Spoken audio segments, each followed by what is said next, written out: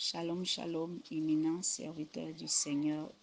Shalom, merveilleux peuple de Dieu. Que la grâce et la paix du Seigneur vous soient accordées en cette merveilleuse journée. Que Dieu te donne la victoire sur tout challenge que tu traverses. Je suis le pasteur Alliance Destinée de l'église Yopougon Rehoboth. Alléluia. Le thème de ce mois, c'est le miracle par nos mains. Le thème de la semaine, c'est libérer les captifs. Et le thème qui m'a été donné, c'est la harpe de David qui est tirée dans le livre de 1 Samuel 16, le verset 23 que je lis. Et lorsque l'Esprit de Dieu était sur Saül, David prenait la harpe et jouait de sa main. Saül respirait alors plus à l'aise et se trouvait soulagé et le mauvais esprit se retirait de lui. Amen, amen, amen. Le texte nous parle de la vie du roi Saül et de David. Saül était un roi qui avait désobéi à Dieu et Dieu l'avait rejeté. Alléluia. Et lorsque Dieu l'a rejeté, amen, la Bible déclare qu'il y a un mauvais esprit que Dieu a envoyé sur Saül.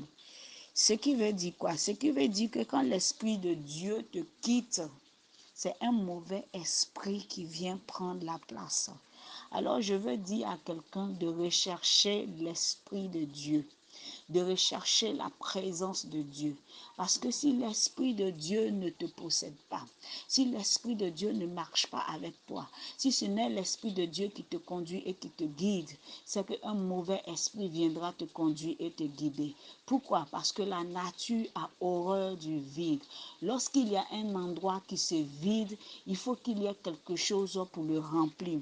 Et lorsque la vie d'une personne se vide, ça veut dire que lorsque la vie d'une personne, l'Esprit de Dieu quitte cette personne, automatiquement, les démons, un mauvais esprit vient pour posséder cette personne. Alors je vais prophétiser, je vais déclarer dans la vie de quelqu'un que toi qui as perdu le Saint-Esprit, je prophétise et je déclare que le Saint-Esprit revient dans ta vie au nom de Jésus.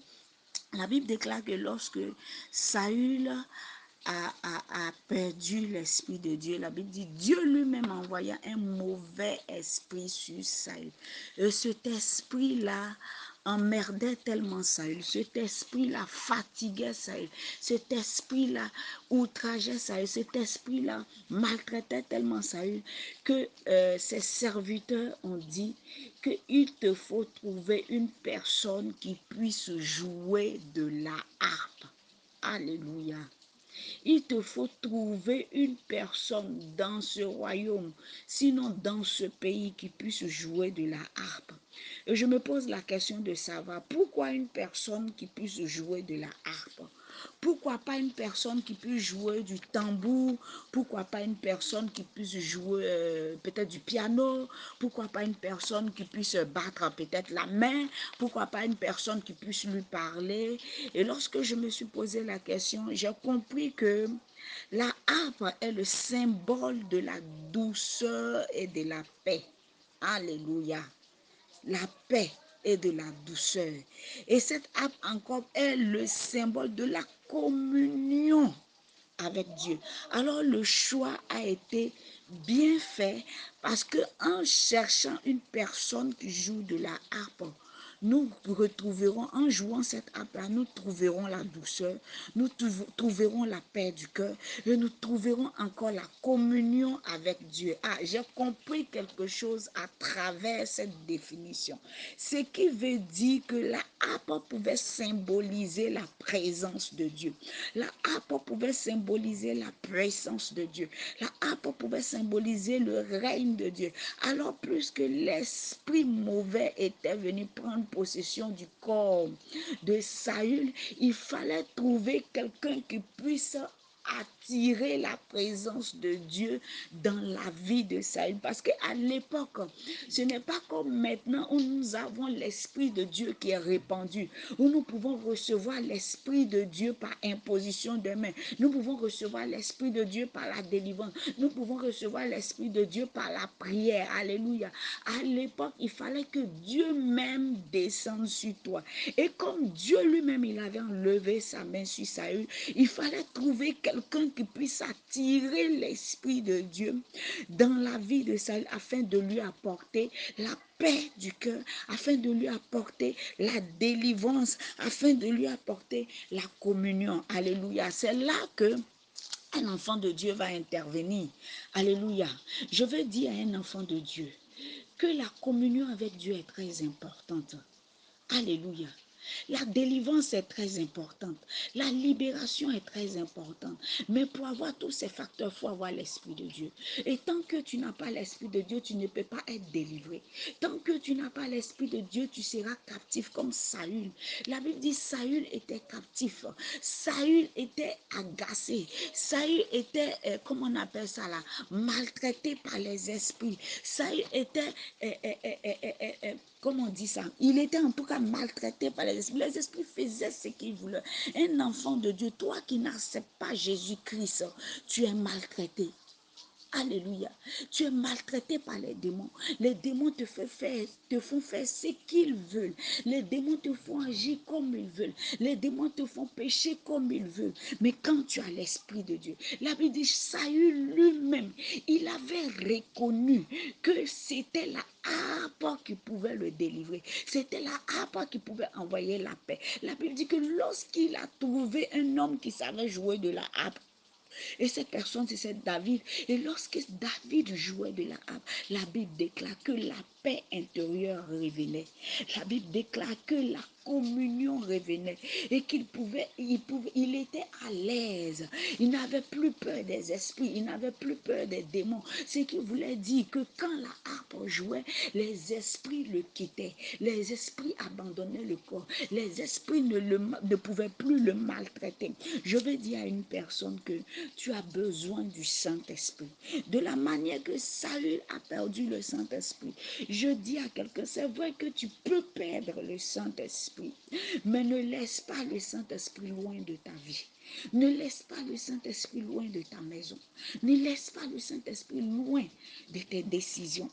Il faut rechercher le Saint-Esprit parce que c'est le Saint-Esprit qui nous libère. C'est le Saint-Esprit qui nous délivre de nos oppressions, qui nous délivre, qui nous donne la victoire. La Bible dit, Jésus dit à ses serviteurs, il dit à ses disciples, je m'en vais au Père, mais je vous enverrai quelqu'un. C'est celui-là qui vous donnera la paix.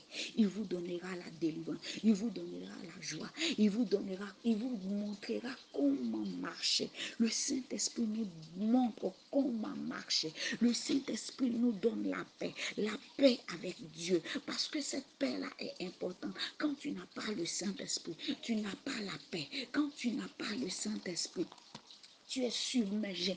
Quand tu n'as pas le Saint-Esprit, même dans tes challenges, tu es stressé. Mais quand le Saint-Esprit est là, la Bible dit que Saül recevait la paix du cœur. Saül recevait la communion. Il pouvait communiquer ainsi par la harpe avec Dieu.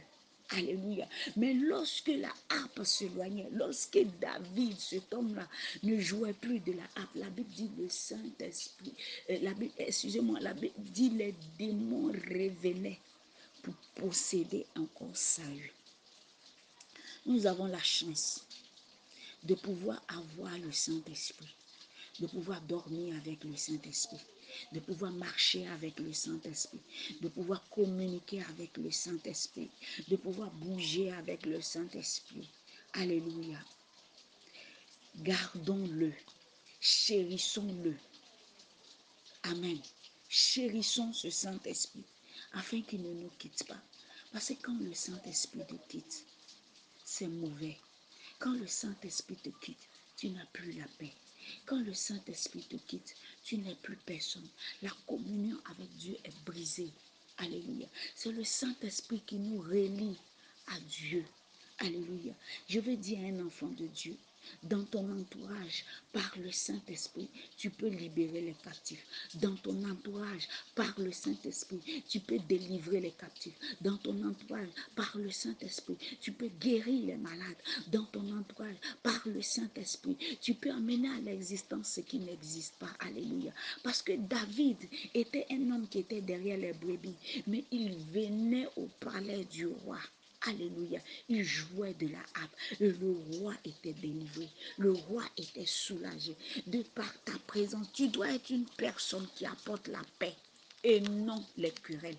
Tu dois être une personne qui apporte la joie dans la vie des gens et non des querelles. Tu dois être une personne qui apporte la communion et non des querelles. Tu dois être une personne comme David. Tu dois imiter David. Tu dois être la harpe entre les mains de Dieu. Quand tu es la harpe dans les mains de Dieu, Dieu t'utilise pour pouvoir faire des grandes choses dans la vie des gens. Laisse-toi conduire par Dieu.